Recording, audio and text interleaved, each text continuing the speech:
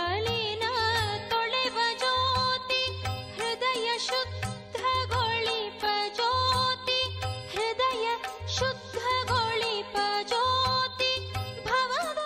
ನಮಸ್ಕಾರ ಪ್ರಿಯ ವೀಕ್ಷಕರೇ, ಜ್ಞಾನ ಜ್ಯೋತಿ ಕಾರ್ಯಕ್ರಮಕ್ಕೆ ನಿಮಗೆಲ್ಲ ಸ್ವಾಗತ. ಖುಷಿ ಈ ಒಂದು ಟಾಪಿಕ್ ಮೇಲೆ ಚರ್ಚೆ ನಡೀತಾ ಇದೆ. ಈ ಮುಂಚೆ ನಾವು ಮಾತಾಡಿದ್ವಿ, ಸ್ಟ್ರೆಸ್ ಬಗ್ಗೆ ಒಂದು ಸ್ವಲ್ಪ ಡಿಸ್ಕಷನ್ ಬಂದಿತ್ತು. ಆದರೆ ನಾವು ಖುಷಿಯಾಗಿರ್ಬೇಕಂದಾಗ ಎಲ್ಲೋ ಒಂದು ಯೋಚನೆ ಬರುತ್ತೆ, ಒಂದು ರೆಸ್ಪಾನ್ಸಿಬಿಲಿಟಿ ಬರುತ್ತೆ. ಎಲ್ಲೋ ಒಂದು ಕಡೆ ಒಂದು ಯೋಚನೆ ಬರ್ಬೋದು, ಒಂದು ಕೆಲಸ ಬರ್ಬೋದು, ಒಂದು ರೆಸ್ಪಾನ್ಸಿಬಿಲಿಟಿ ಬರ್ಬೋದು. ಅದೆಲ್ಲ ಬಂದ ತಕ್ಷಣ ಅದೆಲ್ಲ ಹಾಲ್ಟ್ ಆಗಿಬಿಡುತ್ತೆ. ನಾವು ಅಂದ್ಕೊಂಡಿರೋದು ಆಗದೆ ಇದ್ದಾಗ ಒಂಥರ ಸ್ಟ್ರೆಸ್ ಬರುತ್ತೆ. ಆಮೇಲೆ ಎಲ್ಲೋ ಒಂದು ಕಡೆ ನಮ್ಗೆ ಈ ಅನಿಸಿಕೆನೂ ಇದೆ, ಸ್ವಲ್ಪ ಮಟ್ಟಿಗೆ ಸ್ಟ್ರೆಸ್ ಅವಶ್ಯಕತೆ ಇದೆ. ಮಕ್ಕಳು ಒಳ್ಳೆಯ ಸ್ಕೂಲಲ್ಲಿ ಒಂದು ಒಳ್ಳೆಯ ಪರ್ಫಾರ್ಮೆನ್ಸ್ ಮಾಡಬೇಕು ಅಂದರೆ ಸ್ವಲ್ಪ ಸ್ಟ್ರೆಸ್ ಬೇಕು. ಸೊ ಇದೆಲ್ಲ ಸ್ಟ್ರೆಸ್ ಇರುವಾಗ ನಾವು ಖಂಡಿತವಾಗಿ ಖುಷಿಯಿಂದ ಇರ್ತೀವಿ ಅಂತ ನನಗೆ ಅನಿಸಲ್ಲ. ಆದರೆ ಖುಷಿ ನ್ಯಾಚುರಲ್ ಅಂತ ನಾವು ಅನ್ಕೋತೀವಿ. ಸೊ ಎಲ್ಲೋ ಇದು ಕನ್ಫ್ಯೂಷನ್ ತುಂಬಾ ಆಗ್ತಾಯಿದೆ. ಅದೆಲ್ಲ ಕನ್ಫ್ಯೂಷನನ್ನು ದೂರ ಮಾಡಲಿಕ್ಕೆ ಮತ್ತೆ ನಮ್ಮ ಜೊತೆಗೆ ಬಂದಿದ್ದಾರೆ ಬ್ರಹ್ಮಕುಮಾರಿ ಪ್ರತಿಭಾ ಅವರು. ಬನ್ನಿ, ಅವರಿಗೆ ಸ್ವಾಗತ ಮಾಡೋಣ. ನಮಸ್ಕಾರ. ಜ್ಞಾನ ಜ್ಯೋತಿ ಕಾರ್ಯಕ್ರಮಕ್ಕೆ ನಿಮಗೆ ಸ್ವಾಗತ. ಈ ಹಿಂದೆ ಸಾಕಷ್ಟೆಲ್ಲ ವಿಷಯ ನಮಗೆ ತಿಳಿಸ್ಕೊಟ್ರಿ. ಆದರೆ ಇವತ್ತು ನಾನು ತೊಗೊಂಡ್ಬಂದಿದ್ದು ಒಂದು ಪ್ರಶ್ನೆ ಅಂತಂದರೆ, ಸ್ಟ್ರೆಸ್ ಈಗ ಎಷ್ಟಾಗಿದೆ ಅಂದರೆ it's a part of our life, common. ಅದಿಲ್ಲ ಅಂದರೆ ಈ ಮುಂಚೆ ಹೇಳಿದ್ವಲ್ಲ, ಇವ್ರಿಗೇನು ಸ್ಟ್ರೆಸ್ಸೇ ಇಲ್ವಾ? ಸೊ ಇಲ್ಲ ಅಂದರೆ ಒಂದು ದೊಡ್ಡ ಕ್ವಶನ್ ಮಾರ್ಕ್. ಅಂದರೆ ಅದೇ ಒಂದು ಅಬ್ನಾರ್ಮಲ್ ಅನ್ನುವಂಥ ಒಂದು ಪೊಸಿಷನ್ಗೆ ನಾವೆಲ್ಲ ಬಂದಿದ್ದೀವಿ. ಆಮೇಲೆ ಸ್ಟ್ರೆಸ್ ಇದ್ದಾಗ ನಾವು ಎಷ್ಟು ಮಟ್ಟಿಗೆ ಖುಷಿಯಿಂದ ಇರ್ಲಿಕ್ಕೆ ಸಾಧ್ಯ? ಸ್ಟ್ರೆಸ್ ಇವತ್ತು ಕಾಮನ್ ಅನ್ನೋ ರೀತಿಯಲ್ಲಿ ಜನ ಇದನ್ನು ಭಾಳ ಈಸಿ ತೊಗೊಂಡಿದ್ದಾರೆ. ಅಂದರೆ ಸಮ್ ಬಿಟ್ ಆಫ್ ಸ್ಟ್ರೆಸ್ ಅವಶ್ಯಕತೆ ಇದೆ ಅಂತ, ಅಥವಾ ಸ್ಟ್ರೆಸ್ ಇರೋದೇನೆ ಅದು ಇದ್ದೇ ಇರುತ್ತೆ ಅಂತ, ಅಥವಾ ಪ್ರೆಷರ್, ಸ್ಟ್ರೆಸ್ ಎಲ್ಲ ಇದ್ದೇ ಇರುತ್ತೆ. ಬಟ್ ಇಲ್ಲ ನೋಡಿ, ಸ್ಟ್ರೆಸ್ ಅಂದ ತಕ್ಷಣ ಅದನ್ನು ನಾವು ಡಿಫೈನ್ ಮಾಡೋಕ್ಕೆ ಹೋದರೆ, actually stress has come to tell you that you need a change. Stress ನಮಗೇನು ಸಂದೇಶ ಕೊಡ್ತಾ ಇದೆ ಅಂತಂದರೆ, ಯು ನೀಡ್ ಅ ಚೇಂಜ್ ಅಂತ. ಅಂದರೆ ಹೇಗೆ ಶರೀರದಲ್ಲೆಲ್ಲೋ ಒಂದು ಕಡೆಗೆ ನನಗೆ ನೋವಾಯಿತು ಅಂತಂದರೆ, ಆ ನೋವು ಏನು ಹೇಳ್ತಾ ಇದೆ, you take some rest or you medicate, you do something for this ಅಂತ. ಅದೇ ರೀತಿ ನಾವು ಅದ್ರ ಕಡೆ ಗಮನ ಕೊಡಲಿಲ್ಲ ಅಂದರೆ ಅದು ಯಾವ ಮಟ್ಟಕ್ಕೂ ಹೋಗ್ಬೋದು.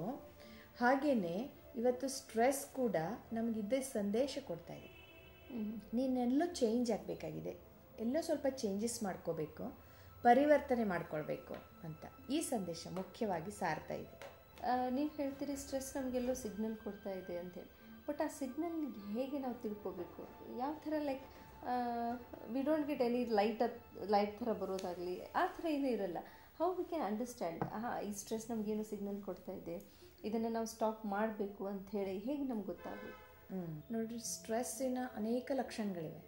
ಶಾರೀರಿಕ ಲಕ್ಷಣ, ಮಾನಸಿಕ ಲಕ್ಷಣ. ನಮ್ಮಲ್ಲಿ ಸ್ಟ್ರೆಸ್ ಅಥವಾ ಒತ್ತಡ ಬಂದಾಗ actually we can't accept anything. ಸ್ಟ್ರೆಸ್ಸನ್ನು ದೂರ ಮಾಡಬೇಕು ಅಂದರೆ we have to learn to accept. Acceptance is the first. ಅಂದರೆ if I am not able to accept, ಈಗ ಮಳೆ ಬರ್ತಾ ಇದೆ, ಮಳೆನ ನಾನು ಅಕ್ಸೆಪ್ಟ್ ಮಾಡ್ತಾ ಇಲ್ಲ. ಯಾಕೆ ಬಂತು, ಹೀಗೆ ಬರಬೇಕಾಗಿತ್ತಾ, ನಾನು ಇನ್ನು ಮಾರ್ಕೆಟಿಗೆ ಹೋಗಿ ಬರಬೇಕಾಗಿತ್ತು, ನಾನು ಹೊರಗಡೆ ಅಡ್ಡಾಡಿ ಬರಬೇಕಾಗಿತ್ತು, ಅಥವಾ ಇನ್ನೇನೋ ಯಾವುದೋ ಒಂದು, ಈಗ ನೀವು ಭಾಳ ಗಡಿಬಿಡಿಯಲ್ಲಿದ್ದೀರಿ, ಹೊರಗಡೆ ಹೋಗ್ಬೇಕಾಗಿ ಅಷ್ಟರಲ್ಲೇ ಯಾರೋ ನಿಮ್ಮ ಮನೆಗೆ ಬಂದುಬಿಟ್ರಪ್ಪ, you want to do it. But if you are able to accept it easily, it means you are not under stress. And if you are not able to accept that situation or that person in that time, ಆವಾಗ it means you are under stress. ಇದು ಒಂದು ಮುಖ್ಯ ಲಕ್ಷಣ stress ನಮಗೆ ತೋರಿಸ್ತಾ ಇರುವಂಥದ್ದು.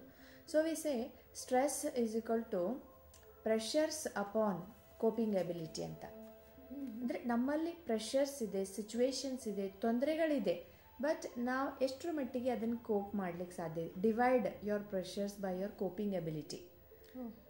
ನೀವು ನಿಮ್ಮ ಕೋಪಿಂಗ್ ಎಬಿಲಿಟಿ ಅಂದರೆ ಮನಸ್ಸಿನ ಶಕ್ತಿ, ಸ್ಟ್ರೆಂತ್, ನಮ್ಮ ವಿಲ್ ಪವರ್ ಅಥವಾ ಆ ಶಕ್ತಿಯನ್ನು, ಮನೋಬಲವನ್ನು ನಾವು ನಮ್ಮ ಪರಿಸ್ಥಿತಿಗಳ ಜೊತೆಗೆ ಡಿವೈಡ್ ಮಾಡಿದಾಗ ಅದರ ಆನ್ಸರ್ ರಿಸಲ್ಟ್ ನೋಡಿದಾಗ it will stress. But if my coping ability is high, and my pressures ನನ್ನ ಸೊ ಹಿಯರ್ ಸ್ಟ್ರೆಸ್ ಕಡಿಮೆ ಆಗಬೇಕು ಅಂದರೆ ನಾನು ಕೋಪಿಂಗ್ ಎಬಿಲಿಟಿಯನ್ನು ನಾನು ಇನ್ಕ್ರೀಸ್ ಎರಡು ಡೈರೆಕ್ಟ್ಲಿ ಪ್ರಪೋರ್ಷನಲ್ ಇದ್ದಾವೆ. ಯಾವಾಗ ಕೋಪಿಂಗ್ ಇಂಡೈರೆಕ್ಟ್ಲಿ ಪ್ರಪೋರ್ಷನ್ ಯಾವಾಗ ಕೋಪಿಂಗ್ ಎಬಿಲಿಟಿ ಜಾಸ್ತಿ ಆಗುತ್ತೆ ಸ್ಟ್ರೆಸ್ ಕಡಿಮೆ ಆಗುತ್ತೆ. ಯಾವಾಗ ಆ ಎಬಿಲಿಟೀಸ್ ಕಡಿಮೆ ಮಾಡ್ಕೋತೀವಿ ಆವಾಗ ಜಾಸ್ತಿ. ಹಾಂ, ಸೊ ನಾವು ಆಗಲೇ ಇನ್ನು ಬೇರೆ ಬೇರೆ ಎಪಿಸೋಡ್ಸ್ಗಳಲ್ಲಿ ಆ್ಯಕ್ಚುಲಿ ಮಾತಾಡೋದ್ವಲ್ಲ, ಇಮೋಷ್ನಲ್ ಹೆಲ್ತ್ ಮತ್ತು ನಾವು ಮೆಂಟಲ್ ಹೆಲ್ತ್ ಇದೆಲ್ಲ ಬೇಕು. ಇಲ್ಲ ಅಂತಂದರೆ ನಮ್ಮ ಶರೀರ ಮೇಲೂ ಕೂಡ ಆ ಸ್ಟ್ರೆಸ್ಸಿನ ಪರಿಣಾಮಗಳು ನ್ಯಾಚುರಲಿ ಆಗ್ತಾನೆ ಇರುತ್ತೆ.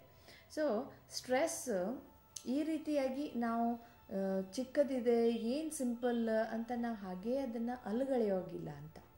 ನಾವು ಅಲುಗಳಿತಾ ಹೋದ್ವಿ ಅಂತಂದರೆ somewhere it is again affecting on my performance. ಆಗ ನನ್ನ ಪರ್ಫಾರ್ಮೆನ್ಸ್ ಕಡಿಮೆ ಆದಾಗ ಮತ್ತೆ ಪುನಃ ಅದೇ ಸ್ಟ್ರೆಸ್ ನನಗಾಗುತ್ತೆ ವಾಪಸ್.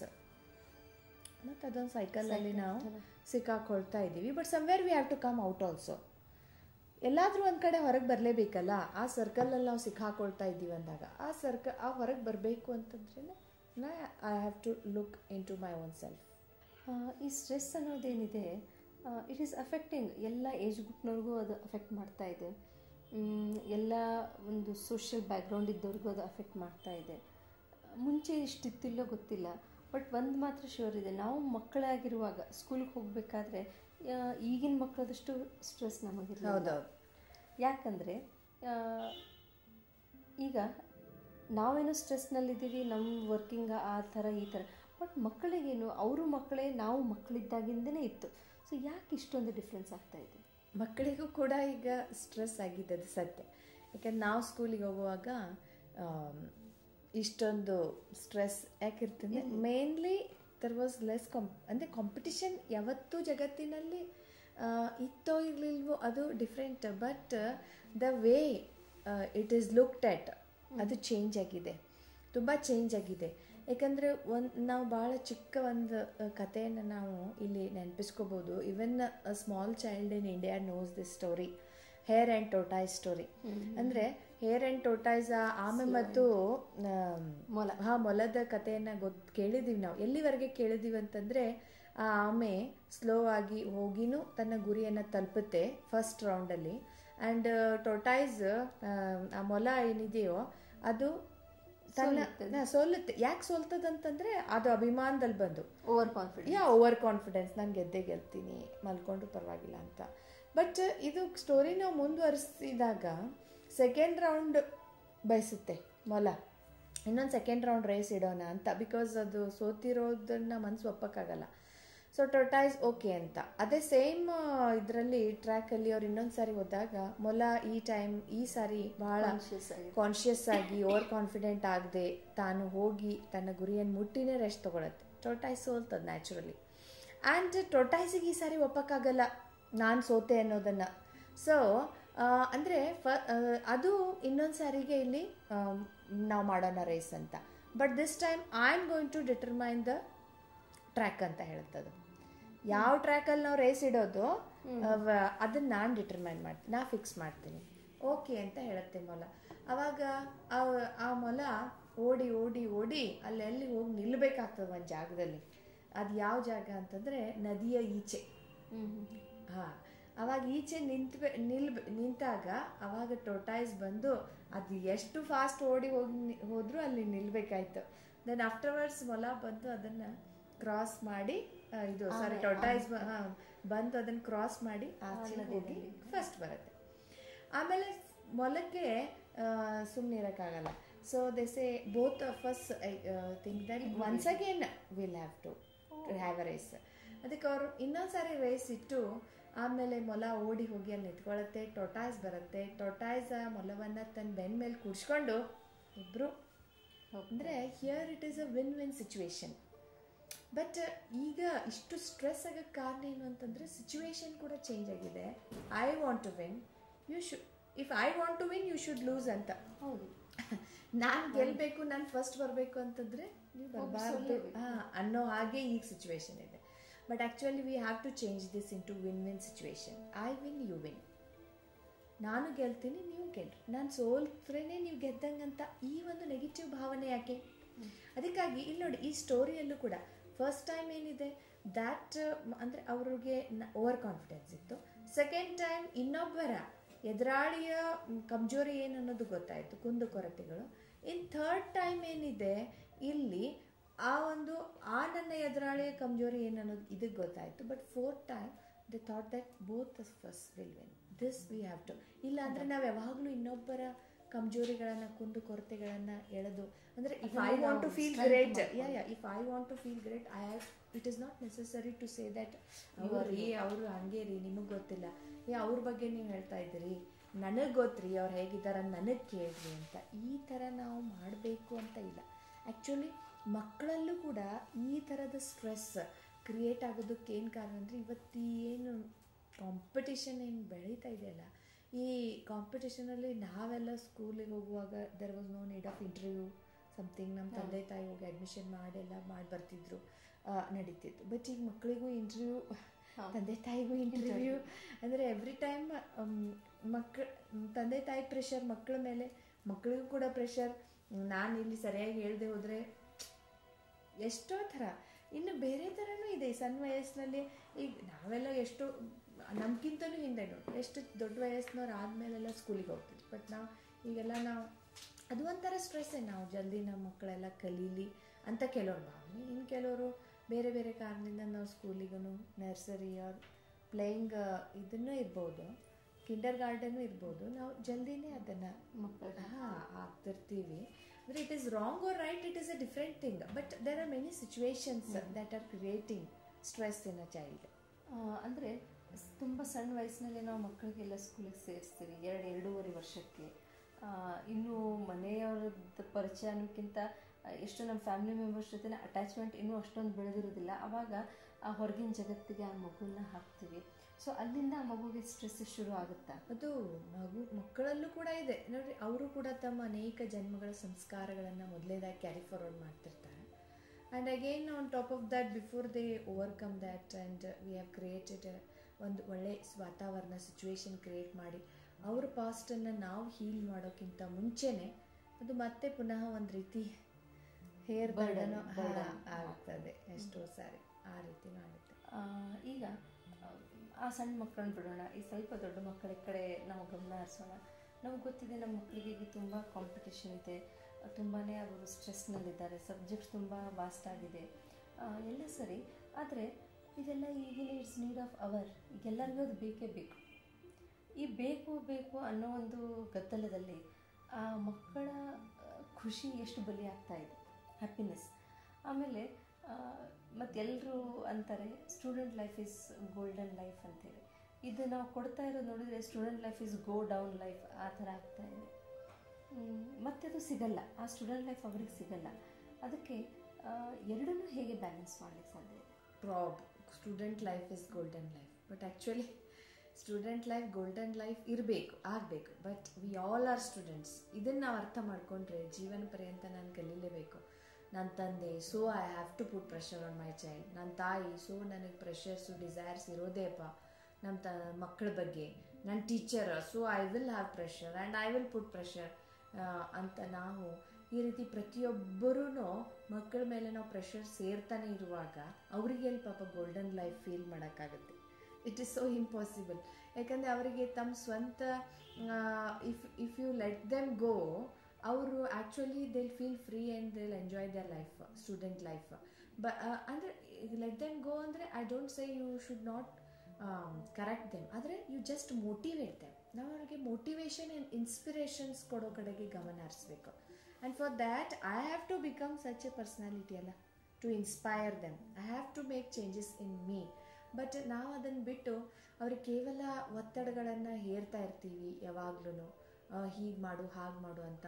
And we have so big desires that actually ಎಷ್ಟೋ ಸಾರಿ ನೋಡಿದಾಗ ಎಷ್ಟೋ ಮಕ್ಕಳನ್ನು ನಾವು ನೋಡ್ತಾ ಇರ್ತೀವಿ, even as young adults also, ಮತ್ತು ದೊಡ್ಡವ್ರು ಆದಮೇಲೂ ಕೂಡ ಯಾವಾಗ ಒಬ್ಬ ವ್ಯಕ್ತಿ ಮೇಲೆ ಪ್ರೆಷರ್ ಇರ್ತದೋ, pressure is put by somebody else, then I am in stress.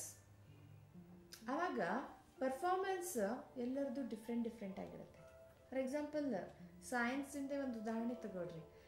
Different things ಮೇಲೆ ನಾವು ಸೇಮ್ ಅಮೌಂಟ್ ಆಫ್ ಪ್ರೆಷರ್ ಹಾಕಿದಾಗ ಅದು ಅದರದ್ದು ಆ ಮೆಟಲ್ ಕೆಪಾಸಿಟಿ ಅನುಸಾರ ಅದರದ್ದು ಆ ಮೆಟಲ್ ಕೆಪಾಸಿಟಿ ಅನುಸಾರ ಅದರದ್ದು because it is its own capacity, ಅದು ಯಾವ ಮೆಟಲ್ ಇರುತ್ತೆ ಅನ್ನೋದು ಅದ್ರ ಮೇಲೆ. ಸೊ ಈ ಥರ ಈಗ ನಾವು you can say if somebody is performing under pressure very good, ಅಂದರೆ ಇನ್ನೊಬ್ಬರ ಪ್ರೆಷರ್ ಜಾಸ್ತಿ ಇದ್ದಾಗಲೂ ಅವ್ರು ಭಾಳ ಒಳ್ಳೆ ಪರ್ಫಾರ್ಮೆನ್ಸ್ ಮಾಡ್ತಾ ಇದ್ದಾರೆ ಅಂದರೆ ಅವ್ರದ್ದು ಅಂತ ತಿಳ್ಕೊಬೇಕು. But otherwise when it is not tolerable ಮತ್ತು ಅವ್ರ ಪರ್ಫಾರ್ಮೆನ್ಸ್ ಮೇಲೆ ಎಫೆಕ್ಟ್ ಆಗ್ತಾ ಇದೆ ಅಂತಂದರೆ we have to see what amount of pressure has to be given ಅಂತ. ಆ್ಯಕ್ಚುಲಿ ನಾವು ಟೂ ಮಚ್ ನಮ್ಮ ಮಕ್ಕಳ ಮೇಲೆ ಎಷ್ಟು ಹೇರ್ತಾ ಇದ್ದೀವಿ ಅಂದರೆ ಅವ್ರ ಪರ್ಫಾರ್ಮೆನ್ಸ್ ಇವತ್ತು ಡೌನ್ ಆಗ್ತಾ ಇದೆ. ಎಷ್ಟು ಅಂದರೆ they many people, most of the ಪೀಪಲ್ಗೆ ಪ್ರಾಬ್ಲಮ್ ಏನು ಅಂತಂದರೆ when we leave a child without any expectation, it performs well, very well, without any pressure. We don't have any expectations. ಯಾಕಂದರೆ it has its creativity, it thinks, it takes its chance. ಆಮೇಲೆ ಅದು ಭಾಳ ಚೆನ್ನಾಗಿ ಅದನ್ನು ಪರಿಸ್ಥಿತಿ ಜೊತೆಗೆ ಹೊಂದಾಣಿಕೆ ಮಾಡಿಕೊಂಡು ಅಲ್ಲಿ ತನ್ನತನವನ್ನು ಅದು ವ್ಯಕ್ತ ಮಾಡ್ತದೆ. ಬಟ್ ನಾವಾಗಿನೇ ಪ್ರೆಷರ್ ಮಾಡಿದಾಗ we are going to push it somewhere in our direction, not in the direction which it wants ಅಂತ. ಅದಕ್ಕೆ ಅದು ಆದ್ರೂ ಕೂಡ ಅದು ಸರಿಯಾಗಿ ಹೋಗಿ ಮುಟ್ಟಿದ್ರೆ ಸರಿ, ಇಲ್ಲ ಅಂತಂದರೆ ಎಷ್ಟೋ ಪ್ರಾಬ್ಲಮ್ಸ್ ಮತ್ತೆ ಹೆಲ್ತ್ ಮೇಲೂ ಎಫೆಕ್ಟ್ ಆಗುತ್ತೆ. ಮತ್ತು ಸಮ್ ಚಿಲ್ಡ್ರನ್ ನೀವು ಈಗಾಗಲೇ ನೋಡ್ತಾ ಇರ್ತೀವಿ, ಎಲ್ಲರಿಗೂ ಗೊತ್ತಿರುವಂಥ ವಿಷಯ. ಎಷ್ಟೋ ಮಕ್ಕಳು ಆ್ಯಕ್ಚುಲಿ ನಾವು ಒಂದು ಫಂಕ್ಷನ್ಗೆ ಹೋದಾಗ ಅಲ್ಲೊಬ್ಬರು ಭಾಷಣ ಮಾಡ್ತಾಯಿದ್ರು. ಆ ಊರಿನ ಇದು ಆಗಿದ್ರು, ಅವರು ಮುನ್ಸಿಪಾಲ್ಟಿ ಚೇರ್ಮನ್. ಅವರು ಹೇಳ್ತಾಯಿದ್ರು ಭಾಷಣದಲ್ಲಿ 10th ಸ್ಟ್ಯಾಂಡರ್ಡ್ ಸ್ಟೂಡೆಂಟ್ಸಿಗೆ ಅವ್ರು ಹೇಳ್ತಾಯಿದ್ರು, every year we have to send police force there too, ಅಂದರೆ ಅಲ್ಲಿ ಕೆರೆಯ ದಂಡೆಗೆಲ್ಲ ಪೊಲೀಸರು ನಿಲ್ಲಿಸ್ಬೇಕು. ಯಾವ ದಿನ ಅಂದರೆ SSLC ರಿಸಲ್ಟ್ಸ್ ಅನೌನ್ಸ್ ಆಗಿದ್ದ ದಿನ. ಯಾಕಂದರೆ ಎಷ್ಟೋ ಜನ ಹೋಗಿ ಈ ಊರಿನ ಕೆರೆಯಲ್ಲಿ ಹೋಗಿ ಜೀವ ಎಷ್ಟು ಪ್ರಾಣ ಕಳ್ಕೊತಾರೆ. ಅದೇ ಅದಕ್ಕಾಗಿ ಸುಸೈಡ್ ಮಾಡ್ಕೊಳ್ತಾ ಇರ್ತಾರಂತ. ಅಂದರೆ ಎಷ್ಟೋ ಕೇಸಸ್ ನಾವು ಪೇಪರಲ್ಲಿ ಓದಿದ್ದೀವಿ. ನೀವು ಕೇಳಿದ್ರೆ ಫಸ್ಟ್ ಬರೋ ಬದಲಾಗಿ ಸೆಕೆಂಡ್ ಬಂದಂಥವ್ರು ಎಷ್ಟೋ ಜನ ಇವತ್ತು ತಮ್ಮನ್ನು ಕಳ್ಕೊಂಡು ತಮ್ಮ ತಾವೇ. ಬಿಕಾಸ್ ಸೆಕೆಂಡ್ ಬರೋದೇನು ದೊಡ್ಡ ವಿಷಯ ಅಲ್ವಲ್ಲ. ಆ್ಯಕ್ಚುಲಿ ಫಸ್ಟ್ ಬರೋ ಬದಲಾಗಿ ಜಸ್ಟ್ ಕೆಲವು 1-2 ಮಾರ್ಕ್ಸಿಂದ ಅಂದರೆ ಸೆಕೆಂಡ್ ಅಂದರೆ ನೀವು ವಿಚಾರ ಮಾಡ್ಬೋದು ಇಷ್ಟರಲ್ಲಿಯೇ ಆ ಮಗುವಿನಲ್ಲಿ ಎಷ್ಟು ಕೆಪಾಸಿಟಿ ಇದೆ ಅಂತ, ಎಷ್ಟು ಪ್ರೆಷರ್ಸನ್ನು ನಾವು ಬಿಲ್ಡಪ್ ಮಾಡಿದ್ದೀವಿ ಅಥವಾ ಅದು ತಾನು ಬಿಲ್ಡಪ್ ಮಾಡ್ಕೊಡೋದು. Even sometimes the child also has that, ನಾನು ಬರಬೇಕು, ನಾನು ಬರಲ್ಲ, ತಂದೆ ತಾಯಿನೇ ಪ್ರೆಷರ್ ಮಾಡ್ತಾರಂತಲ್ಲ. Sometimes they have their own pressures, they have their own ego also. ನಾನು ಇದನ್ನು ಮಾಡಲೇಬೇಕು, ಇದನ್ನು ಪಡ್ಕೊಳ್ಳೇಬೇಕು, ಇದನ್ನು ಸಾಧಿಸಲೇಬೇಕು ಅಂತ. ಅಂಥ ಸಮಯದಲ್ಲಿ ನಾವು ನೋಡ್ತೀವಿ ಕೋಪಿಂಗ್ ಎಬಿಲಿಟಿ ನಾನು ಎಷ್ಟು ತಂದ್ಕೊಂಡಿದ್ದೀನಿ. ಮಕ್ಕಳ ಮೇಲೆ ಎಷ್ಟು ನಾವು ಪ್ರೆಷರ್ ನಾವಾಗೆ ಹಾಕಬೇಕಂತೇನಿಲ್ಲ. ಮಕ್ಕಳು ಸೆಲ್ಫ್ ಜನ್ರೇಟೆಡ್ ಪ್ರೆಷರ್ನಲ್ಲೂ ಇರ್ತಾರೆ, ಸ್ಟ್ರೆಸ್ನಲ್ಲೂ ಇರ್ತಾರೆ. ನಾನು ಅದನ್ನು ಸಾಧಿಸಬೇಕು, ಇದನ್ನು ಸಾಧಿಸಬೇಕು ಅಂತ. ಒಂದು ಒಳ್ಳೆ ಎಕ್ಸಾಂಪಲ್ ಹೇಳಿದ್ರಿ, ಆ ಕೆರೆ ದಂಡೆಗೆಲ್ಲ ರಿಸಲ್ಟ್ ಆದ ದಿನ ಪೊಲೀಸರೆಲ್ಲ ಹೋಗಿ ಇರಬೇಕಾಗಿದ್ದು. ಡೆಫಿನೆಟ್ಲಿ ನಾವು ನ್ಯೂಸ್ ಪೇಪರ್ ನೋಡಿದರೆ, TV ನೋಡಿದರೆ, ರಿಸಲ್ಟ್ ಆದ ನೆಕ್ಸ್ಟ್ ಡೇ ನಾವು ನೋಡ್ತೀವಿ ಅಲ್ಲಿ ಒಂದು ಮಗು ಅಥವಾ ಒಂದು ಹುಡುಗ ಒಂದು ಹುಡುಗಿ ಜೀವ ಕಳ್ಕೊಂಡ್ರು, ಆ ಥರ ಇದೆ. ಸರಿ, ಇದು ನಾವು ಸ್ಟ್ರೆಸ್ ಇನ್ ಚಿಲ್ಡ್ರನ್ ನೋಡಿದ್ವಿ. ಈಗ ಇನ್ ರಿಲೇಷನ್ಸ್ನಲ್ಲೂ ಸ್ಟ್ರೆಸ್ ಬರುತ್ತೆ. ಗಂಡ ಹೆಂಡತಿ ನಡುವೆ ಪ್ರೀತಿ ಇದೆ, ವಿಶ್ವಾಸ ಇದೆ, ಬಟ್ ಅನ್ನೋ ಸ್ಟ್ರೆಸ್ ಅಲ್ಲೇ ಎಲ್ಲ ಇದೆ ಗಂಡ ಹೆಂಡತಿ ನಡುವೆ. ಆದರೆ ಖುಷಿ ಇಲ್ಲ, ದೇರ್ ಇಸ್ ನೋ ಹ್ಯಾಪಿನೆಸ್. ಇವ್ರೇನು ಅನ್ಕೋತಾರೆ ಅಂಥೇಳಿ ಅವರಿಗೆ, ಅವ್ರೇನು ಅನ್ಕೋತಾರೆ ಅಂತ ಇವರಿಗೆ, ಈ ಥರದೊಂದು ಸ್ಟ್ರೆಸ್. ಆಮೇಲೆ ಆ ಫ್ಯಾಮಿಲಿನಲ್ಲೇ ಅಡ್ಜಸ್ಟ್ಮೆಂಟ್ ಆಗ್ತಿರೋದಂಥ ಒಂದು ಮದುವೆ ಆದ ಹುಡುಗಿಗೆ ನಾನು ಒಂದು ಎಕ್ಸಾಂಪಲ್ ಕೊಡೋದು. ಫ್ಯಾಮಿಲಿಗೆ ಹೋಗ್ತಾಳೆ, ಎಲ್ಲರೂ ಹೊಸೊಬ್ಬರು, ಅಲ್ಲಿ ಅಡ್ಜಸ್ಟ್ ಆಗ್ತಿರುವಂಥ ಒಂದು ಸ್ಟ್ರೆಸ್ನಲ್ಲಿ ಮದುವೆ ಆಗೋ ಹೊಸದ್ರಲ್ಲಿ ಎಷ್ಟು ಖುಷಿಯಿಂದ ಇರಬೇಕು, ಆ ಖುಷಿಯೆಲ್ಲ ನೆಲಸವಾಗಿ ಹೋಗುತ್ತೆ.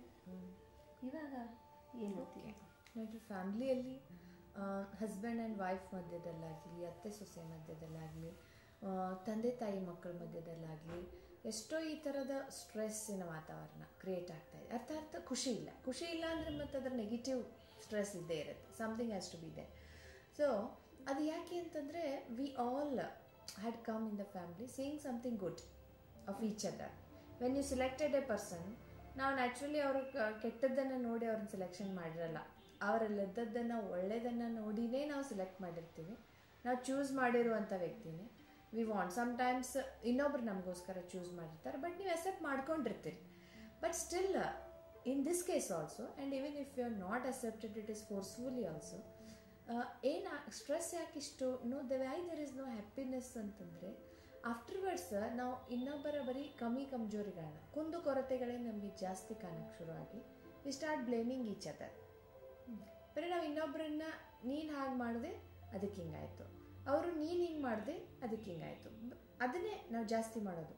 ಅಂದರೆ ನಾನು ಇಷ್ಟೆಲ್ಲ ಮಾಡಿದೆ, ನಾನು ಇಷ್ಟೆಲ್ಲ ನಿಮಗೋಸ್ಕರ ಮಾಡಿದ್ದೀನಿ, ನೀವೇನು ಮಾಡಿದ್ರಿ ಅಂತ ಅವರು, ಅಥವಾ ನೀವೇನಾದರೂ ತಪ್ಪು ಮಾಡಿದ್ರಿ ಅಂತಂದರೆ ಅವ್ರು ಅದನ್ನು ಎತ್ತೆತ್ತಿ ತೋರಿಸೋದು, ಅಥವಾ ಅವ್ರೇನಾದರೂ ನಿಮಗಿಂತ ದೊಡ್ಡ ತಪ್ಪು ಮಾಡಿದ್ರೆ ಮೊದಲು ನಿನ್ನ ನೋಡ್ಕೋ, ನಾನು ಇಷ್ಟೇ ಚಿಕ್ಕದು ಮಾಡಿದ್ದೀನಿ, ನೀನು ಎಷ್ಟು ದೊಡ್ಡದು ಮಾಡಿದೆ ಅಂತ ನಿಂದು ನೋಡ್ಕೋ. ಈ ಟೈಪ್ ಇವು ಜಾಸ್ತಿ ಆಗಿಬಿಟ್ಟಾಗ ದರ್ ಇಸ್ ನೋ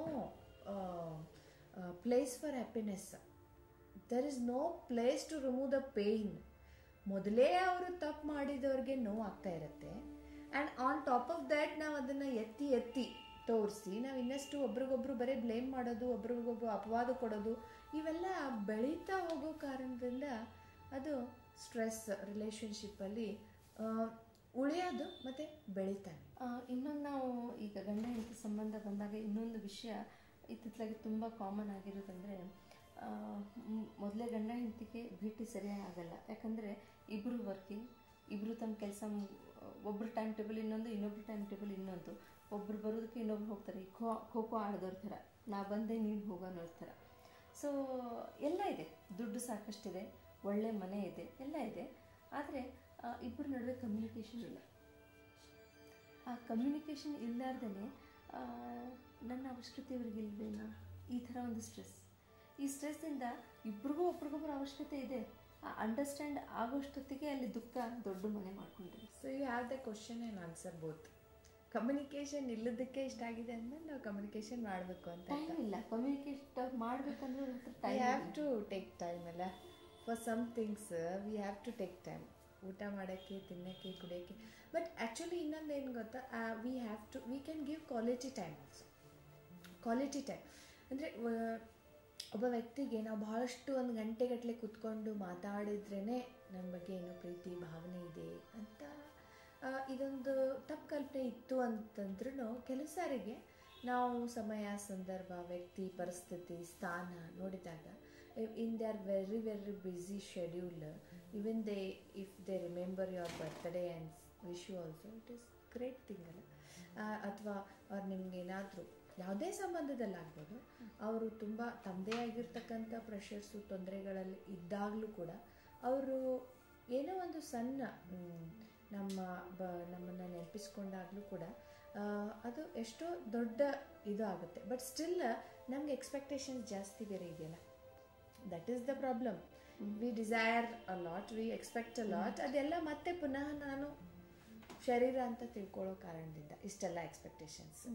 ನಾನು ಆತ್ಮ ಅಂತ ನಮ್ಗೆ ಏನಾದರೂ ಅಂಡರ್ಸ್ಟ್ಯಾಂಡ್ ಆದರೆ, ಒರಿಜಿನಲಿ ಹೂ ಆ್ಯಮ್ ಐ, ಇದು ನಮಗೆ ಅಂಡರ್ಸ್ಟ್ಯಾಂಡ್ ಆದರೂ ಕೂಡ ಈ ಡಿಸೈರ್ಸ್ ಆ್ಯಂಡ್ ಎಕ್ಸ್ಪೆಕ್ಟೇಷನ್ಸ್ ರೈಟ್ ವೇದಲ್ಲಿ ನಾವು ಇಟ್ಕೊಳ್ಳೋಕೆ ಕಲಿತೀವಿ. ಹಾಂ, ಆ್ಯಕ್ಚುಲಿ ಡಿಸೈರ್ ಇಟ್ಸೆಲ್ಫ್, ಆಸೆ ಇಟ್ಸೆಲ್ಫ್ ದುಃಖಕ್ಕೆ ಮೂಲ ಕಾರಣ. ಬಟ್ ನಾವು ನಮ್ಮ ಬಗ್ಗೆ ಎಕ್ಸ್ಪೆಕ್ಟೇಷನ್ಸ್ ಅಥವಾ ನಮ್ಮನ್ನು ನಾವು ಇಂಪ್ರೂವ್ ಮಾಡ್ಕೊಳ್ಳುವಂಥ ಎಕ್ಸ್ಪೆಕ್ಟೇಷನ್ ಇಡಬೇಕಾಗಿದೆ ಹೊರತಾಗಿ ಈಗಿನ ಸಮಯದಲ್ಲಿ, ನಾಟ್ ಅದರ್ ಪರ್ಸನ್. ಈಗ ಇಲ್ಲಿನೂ you have to take the challenge that I will do something to solve this problem. You cannot blame the other person.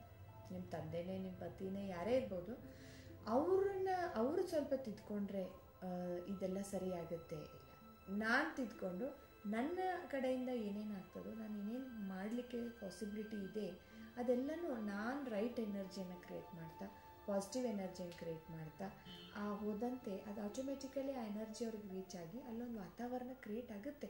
ಮತ್ತು ಹಳೆಯದನ್ನು ನಾವು ವಾಶ್ ಔಟ್ ಮಾಡೋಕ್ಕೂ ಸಾಧ್ಯ. ಬಟ್ ಏನಾಗ್ತದೆ ಅಂದರೆ, any time you are meeting even for a small amount of time, ಆಗಲೂ you mostly remember what you have lost. ಇಷ್ಟು time ನಾವು ಭೇಟಿನೇ ಆಗಿಲ್ಲ, ಸಿಗಲೇ ಇಲ್ಲ, ಇವ್ರಿಗೆ ನಮ್ಗೆ ಟೈಮ್ ಕೊಡಲ್ಲ. ಬಟ್ ನೀವು ಈ ಪ್ರೆಸೆಂಟ್ ಮೂಮೆಂಟಲ್ಲಿ ಏನು ಭೇಟಿ ಆಗಿದ್ದೀವಿ ಆ ಮೂಮೆಂಟನ್ನು ನಾವು ಒಳ್ಳೆ ಮಾತುಗಳನ್ನು ಎಂಜಾಯ್ ಮಾಡೋದಂದ್ರೆ ನಾವು ಅವ್ರಿಗೆ ಪಾಸಿಟಿವ್ ಎನರ್ಜಿ ಕೊಡಬೇಕು, ಒಳ್ಳೆ ಮಾತುಗಳನ್ನು ಹೇಳಬೇಕು. Somewhere they should feel comfortable and I too should feel comfortable even after departing ಅಂತ ನಾವು ಅದನ್ನು ಯೋಚನೆ ಮಾಡಬೇಕಾಗಿದೆ. Because ultimately the thing that doesn't give us comfort ಅಂಥ ವಿಚಾರಗಳನ್ನು ಬಿಡಲೇಬೇಕು. Because it is unnatural. ಅಂದರೆ ಸಂಬಂಧಗಳ ಬಂಧನ ಎಷ್ಟು ಸ್ಟ್ರಾಂಗ್ ಆಗಿರಬೇಕು ಅಂತಂದರೆ ಅಲ್ಲಿ ಅವರೇ ಚೇಂಜ್ ಆಗಬೇಕು, ಅವರಾಗೆ ಮುಂದೆ ಬರಬೇಕು, ಅವರಿಂದ ಇದೆಲ್ಲ ಆಗಬೇಕು ಅನ್ನೋಕ್ಕಿಂತ ಈ ಹಿಂದೆನೂ ನಾವು ಮೆಸೇಜ್ ಕೊಡ್ತಾ ಇದ್ದಿದ್ದು ಇದನ್ನೇ, ನಮ್ಮಿಂದ ಯಾಕೆ ಆಗಬಾರ್ದು, ನಾವು ಯಾಕೆ ಚೇಂಜ್ ಆಗಬಾರ್ದು, ನಮ್ಮಲ್ಲೇ ನಾವು ಯಾಕೆ ಪರಿವರ್ತನೆ ತಂದುಕೋಬಾರ್ದು. ಸೊ ಎಲ್ಲೋ ಇದು ಒಂದು ಸ್ವಲ್ಪ ಈಗೋ ಪ್ರಶ್ನೆನೂ ಬರುತ್ತೆ. ಯಾರು ನಮ್ಮ ಸ್ವಲ್ಪ ನಾವು ಬಗ್ಬೇಕು ಅಂತಂದ್ರೂ ತುಂಬ ಕಷ್ಟ ಆಗುತ್ತೆ. ಬಟ್ ನಮ್ಮ ಜನ್ಮಸಿದ್ಧ ಹಕ್ಕು ಯಾವುದಂದರೆ ಖುಷಿಯಾಗಿರೋದು. ಈ ಖುಷಿ ನಮಗೆ ಸಿಗಬೇಕು ಅಂತಂದರೆ ಸ್ವಲ್ಪ ನಾವು ನಮ್ಮನ್ನೇ ಮಾಡಿಫಿಕೇಷನ್ ಮಾಡಿಕೊಂಡು ನಮ್ಮ ಎನ್ವಿರಾನ್ಮೆಂಟಿಗೆ ಅಡ್ಜಸ್ಟ್ ಆಗಿ ನಮ್ಮ ಸಂಬಂಧಿಕರ ಜೊತೆಗೆ ನಾವು ಅಡ್ಜಸ್ಟ್ ಆದ್ವಿ ಅಂತಂದರೆ ಡೆಫಿನೆಟ್ಲಿ ಅದು ಖುಷಿ ಸಿಕ್ಕೇ ಸಿಗುತ್ತೆ. ಯಾವ ಒಂದು ಒಳ್ಳೆಯ ವಿಚಾರ ನಮಗೆ ಇಲ್ಲಿ ಏನು ತಿಳಿಯಿತು ಅಂದರೆ ಸಿಕ್ಕ ಒಂದು ಸಣ್ಣ ಗಳಿಗೆನೂ ಕೂಡ ಹಿಂದಿಂದು ಆಗಿ ಹೋಗಿದ್ರ ಬಗ್ಗೆ ಯೋಚನೆ ಮಾಡಿ ನೀವೇಗೆ ಹಾಗೆ ಮಾಡಿದೆ, ನಾನೇಗೆ ಹೀಗೆ ಮಾಡಿದೆ ಅನ್ನೋ ಒಂದು ಅನಾಲಿಸಿಸ್ ಬಗ್ಗೆ ಮಾತಾಡೋದು, ಚರ್ಚೆ ಮಾಡೋದು ಬಿಟ್ಬಿಟ್ಟು ಮುಂದೆ ಏನು ಮಾಡಬೇಕು, ಈಗ ಸಿಕ್ಕ ಒಂದು ಸಮಯವನ್ನು ಹೇಗೆ ಚೆನ್ನಾಗಿ ಕಳೀಬೇಕು, ಏನು ನಾವು ಪಾಸಿಟಿವ್ ಥಿಂಗ್ಸ್ನ ಎಕ್ಸ್ಚೇಂಜ್ ಮಾಡಬೇಕು, ಇದನ್ನೆಲ್ಲ ಮಾಡಿಕೊಂಡ್ರೆ ಲೈಕ್ ಡೆಫಿನೆಟ್ಲಿ ಆ ರಿಲೇಷನ್ ಇನ್ನೂ ಸ್ಟ್ರಾಂಗ್ ಆಗುತ್ತೆ. ಆಮೇಲೆ ಎಲ್ಲಕ್ಕಿಂತ ಹ್ಯಾಪಿನೆಸ್ ಅದೇ ರಿಲೇಷನ್ ಸ್ಟ್ರಾಂಗ್ ಆದಾಗ ಡೆಫಿನೆಟ್ಲಿ ನಮಗೆ ಖುಷಿ ಬಂದೇ ಬರುತ್ತೆ. ದುಃಖ ಪ್ರಪೋರ್ಷನ್ ಕಡಿಮೆ ಆಗೇ ಆಗುತ್ತೆ. ಅದ್ರ ಜೊತೆಗೆ ಮಕ್ಕಳಿಗೆ ಎಷ್ಟೊಂದು ಸ್ಟ್ರೆಸ್ ಕೊಡ್ತಾ ಇದ್ದೀವಿ, ಅದು ಯಾಕೆ ಕಡಿಮೆ ಆಗಬೇಕು? ಇಲ್ಲ ಅಂದರೆ ಜೀವನದ್ದಕ್ಕೂ ಅವ್ರಿಗೆ ಸಿಗಬೇಕಾದಂಥ ಸ್ಟೂಡೆಂಟ್ ಲೈಫ್ನಲ್ಲಿ ಸಿಗಬೇಕಾದಂಥ ಒಂದು ಖುಷಿ ಅದನ್ನು ನಾವೆಲ್ಲ ಕಿತ್ಕೊಂಡಾಗುತ್ತೆ. ಮತ್ತು ಮಕ್ಕಳಿಗೂ ಕೂಡ ಒಂದು ಸಂದೇಶ, ಎಲ್ಲರೂ ಕ್ರಿಯೇಟ್ ಮಾಡದೇ ಇದ್ರೆ ನಿಮ್ಮಲ್ಲೇ ಏನು ಡೆವಲಪ್ ಮಾಡ್ತಾ ಇದ್ದೀರಾ ಸ್ಟ್ರೆಸ್ಸನ್ನು, ಅದು ಅವಶ್ಯಕತೆ ಇಲ್ಲ. ಕಾಂಪಿಟೇಷನ್ ಬೇಕು, ಒಳ್ಳೆ ಕಾಂಪಿಟೇಷನ್. ಒಬ್ಬರು ಗೆಲ್ಲಬೇಕು ಇನ್ನೊಬ್ಬರು ಸೋಲ್ಬೇಕು ಅಂತ ಹೇಳಿ ನಾನು ಸೋತಾಗ ತಾನೇ ಇನ್ನೊಬ್ರು ಗೆಲ್ಲೋದು, ಈ ಥರ ಒಂದು ಎಲ್ಲ ಕಲ್ಪನೆ ಇದೆ. ಉಳಿದವರು ಗೆಲ್ಲಿ ನಾನು ಗೆಲ್ಲಿ, ಈ ಒಂದು ಭಾವನೆ ಬಂತು ಅಂದರೆ ನಾವು ಖುಷಿಯಿಂದ ಇರ್ತೀವಿ, ಎಲ್ಲರೂ ಖುಷಿಯಿಂದ ಇರ್ಬೋದು. ಆವಾಗ ಯಾವಾಗ ನನ್ನ ಫ್ಯಾಮ್ಲಿ ಖುಷಿಯಾಗಿರುತ್ತೆ, ಪಕ್ಕದ ಫ್ಯಾಮ್ಲಿ ಖುಷಿಯಾಗಿರುತ್ತೆ, ಈ ಜಗತ್ತೇ ಖುಷಿಯಾಗಿರುತ್ತೆ. ಸೊ ಈ ಒಂದು ಮೆಸೇಜ್ನಿಂದ ಈ ಕಾರ್ಯಕ್ರಮನ ಮುಕ್ತಾಯಗೊಳಿಸ್ತಿದ್ದೀವಿ. ಇಷ್ಟೊತ್ತವರೆಗೂ ನಮಗೆ ಇಷ್ಟೆಲ್ಲ ಒಳ್ಳೆಯ ವಿಚಾರಗಳನ್ನು ಶೇರ್ ಮಾಡಿಕೊಂಡಿದ್ದಂಥ ಬ್ರಹ್ಮಕುಮಾರಿ ಪ್ರತಿಭಾ ಅವರಿಗೆ ನಮಸ್ಕಾರ ಹೇಳೋಣ. ವಂದನೆಗಳು ವೀಕ್ಷಕರೇ. ಮತ್ತು ಇದೇ ಥರ ಇಂಟ್ರೆಸ್ಟಿಂಗ್ ಟಾಪಿಕ್ಸ್ ಅನ್ನೋಕ್ಕಿಂತ ಪ್ರಶ್ನೆ, ಟಾಪಿಕ್ ಅದೇ ಇದೆ, ಖುಷಿ ಬಗ್ಗೆ ಇನ್ನೂ ಮುಗಿದಿಲ್ಲ, ಹ್ಯಾಪಿನೆಸ್ ಬಗ್ಗೆ ಇನ್ನೂ ಮುಗಿದಿಲ್ಲ. ಇನ್ನೂ ಕೆಲವು ಪ್ರಶ್ನೆಗಳಿದ್ದಾವೆ, ಕೇಳ್ಕೊಳ್ಳೋಣ, ಡಿಸ್ಕಷನ್ ಮಾಡೋಣ. ನಿಮ್ಮ ಅನಿಸಿಕೆಗಳನ್ನು ಬರಿತಾ ಇರಿ. ಅಲ್ಲಿವರೆಗೂ ನಮಸ್ಕಾರ.